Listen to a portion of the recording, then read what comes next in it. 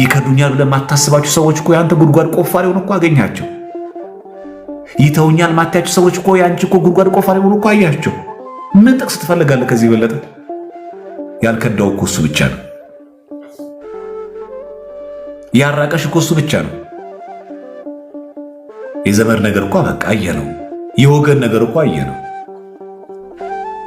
የሰው ነገር እኮ አየኸው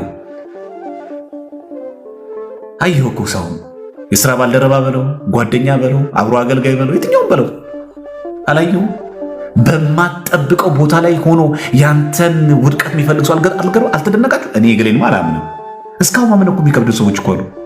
እኔ ገሌ ላይ እንደዚህ የሚያደርግ አይመስለኝ ብለን እኮ ማናምን እኮ አሉ። ግን እኮ እውነት ነው ሆኗል። ግን ለመቀበል የሚያስቸግረን አለ። አንድ ቀን ግን የኛን ጉድጓድ ቆፍሮ የማያውቀው ቸሩ መድኃኒዓለም ነው። እሱማ ጉድጓዱን እየደፈነልን ያው አሻግሮ ቀጥ አድርጎ አቆመን። እግዚአብሔር ስሙ የተመሰገነ ይሁን። አቆመን ቀጥ አድርጎ። ስለዚህ ከሱ ጋር መዛመድ ነው የሚሻለው። እሱን ዘመዳችሁ አድርጉት። ለምን እንርቃለን? ከሱ ለምን ደም አንጣበቀው? ብር አልጠየቀን፣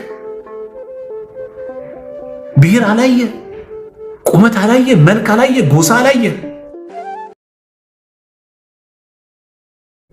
ንግግር አትችልም አልተባልክ። እግዚአብሔር የማይሰማው ቋንቋ የለም።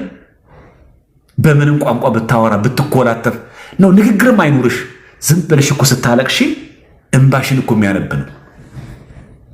ዝም ብለህ እኮ ንግግር እንኳን ማታቅ ብትሆን እንኳን ስለ ሀያት እኮ ስታለቅስ እኮ ያንን እንባ እኮ ንግግር አድርጎ እኮ የሚሰማ ነኝ አምላክ። አስባችሁታል? እንባችሁን አይቶ የሚረዳ አምላክ። ይሄ ቸር አምላክ ታዲያ እንዴት ይተዋል? ይሄ በናይት ክለብ እናገኘዋለን። ይህንን ቢራና ጠጅ ጠጥተን እናመጣዋለን። ይህን ደስታ አናመጣውም እኮ። የዘላለም እኮ ማረፊያ ነው። ጴጥሮስ እንዳለው አቤቱ ከአንተ ወደ ማን እንሄዳለን እኮ ነው ያለው። ወደ ማን እንሄዳለን? ከሱ ውጭ ማን አለን? እና ተውት። እውነት ይከፋል። እግዚአብሔርን ከርተነው ተው።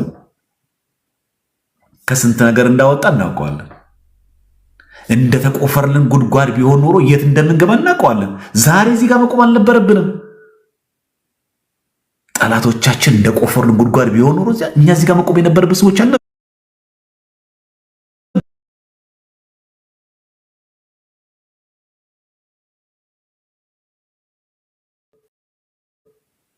መጀመሪያ ሸክም ነው ዛራ አራግፍሽ መጀመሪያ አይደለም እኮ ያለው። ሸክማችሁ ከበል ወደ እኔ ነው ያለው።